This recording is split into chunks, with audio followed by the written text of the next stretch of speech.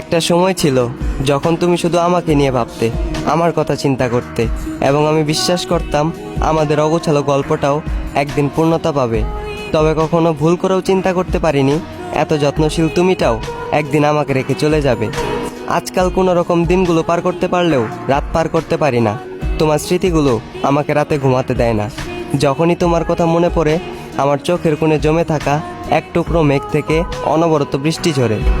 যখনই চোখটা বন্ধ করে ভাবি তুমি আর আমার না, তুমি আজ অন্য কারো ঘরে, তখনই আমার জীবিত আত্মা আমাকে মৃত ঘোষণা করে। জানি না কি এমন ভুল করেছিলাম, কি এমন করেছিলাম পাপ, যে পাপের কারণে সৃষ্টিকর্তাকে সেজদা দেওয়া কপালটাও আজ এতটাই খারাপ।